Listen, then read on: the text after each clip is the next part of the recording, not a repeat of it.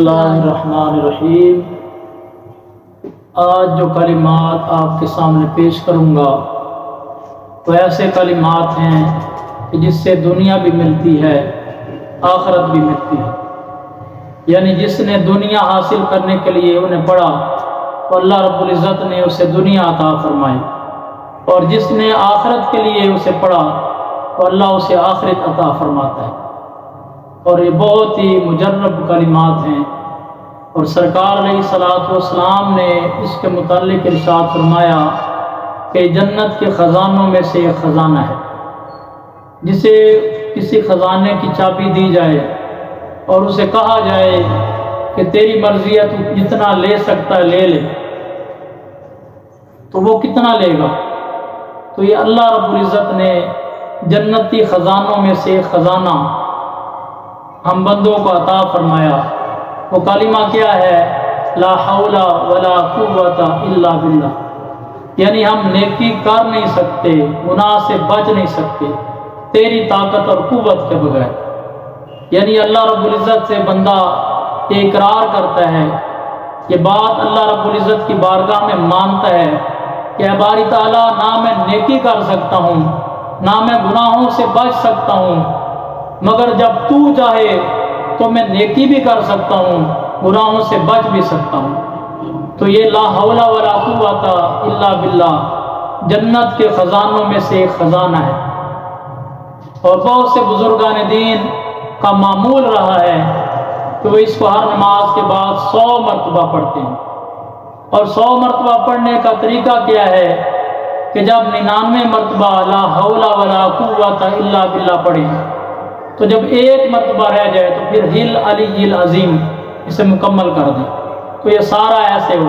تو لا حول ولا قوت یہ عظیم کلمہ ہے، اور بہت سے بزرگوں نے اسے پڑھا اور پھر انہوں نے لکھا کہ یہ وہ کلمہ ہے، اگر کوئی شخص دنیا کے لیے پڑھتا ہے تو اللہ رب العزت اسے دنیا عطا فرمائے گا، اگر آخرت کے لیے پڑھتا ہے تو اللہ اسے آخرت عطا فرمائے گا۔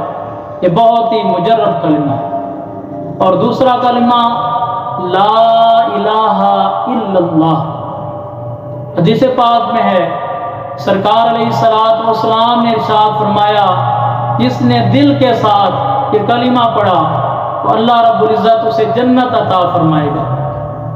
اور جتنے بھی انبیاء دنیا میں جلوہ گر ہوئے، ہر نبی نے یہی کلمہ سکھایا، ہر نبی نے یہی سبق دیا کہ اللہ کے سوا کوئی معبود نہیں، وہ معبود برحق ہے، وہ اکیلا ہے، واحد ہے، اور وہی معبود ہے، وہی الہ ہے۔ تو سرکار علیہ الصلوۃ والسلام نے ارشاد فرمایا، جو لا الہ الا اللہ دل کے ساتھ پڑھتا ہے اللہ رب العزت اس پر جنت لازم فرما دیتا ہے۔ اور حضرت ابن عمر رضی اللہ تعالی عنہ سے روایت ہے کہ سرکار علیہ الصلوۃ والسلام نے ارشاد فرمایا کہ میں نے اپنی امت کو لا الہ الا اللہ کا ذکر کرنے کا حکم دیا، یعنی اس کا ذکر کرو۔ اور ایک حدیث پاک میں ہے کہ سرکار علیہ الصلوۃ والسلام نے ارشاد فرمایا، افضل ذکر لا الہ الا اللہ ہے، اور افضل دعا الحمدللہ ہے، یعنی جو سب سے بہترین ذکر ہے، جو سب سے افضل ذکر ہے وہ لا الہ الا اللہ ہے۔ اور بہت سے بزرگان دین اس کا بھی ورد کرتے ہیں، وظیفہ پڑھتے ہیں کہ ہر نماز کے بعد 100 مرتبہ اسے پڑھتے ہیں۔ اور اس کا طریقہ بھی وہی ہے کہ جب 99 مرتبہ لا الہ الا اللہ پڑھیں، اور جب آخری مرتبہ رہ جائے تو پھر پڑھیں محمد الرسول اللہ، پھر پورا پڑھ دیں لا الہ الا اللہ محمد الرسول اللہ۔ تو یہ اس کا طریقہ ہے۔ اور 100 مرتبہ ہر نماز کے بعد جو شخص بھی اسے پڑھتا ہے تو بزرگان دین فرماتے ہیں پھر اس کے بعد جو بھی حاجت اللہ رب العزت سے مانگے طلب کرے، اگر وہ دنیا کی حاجت ہے تو اللہ رب العزت اسے دنیا عطا فرمائے گا، اور اگر آخرت کی حاجت ہے تو اللہ اسے آخرت عطا فرمائے گا، اور اگر کوئی رزق کی وجہ سے پریشان ہے تو اللہ اسے رزق عطا فرمائے گا، اگر کوئی بیمار ہے تو اللہ اسے شفا عطا فرمائے گا۔ اگر کوئی اولاد مانگتا ہے تو اللہ اسے اولاد عطا فرمائے گا۔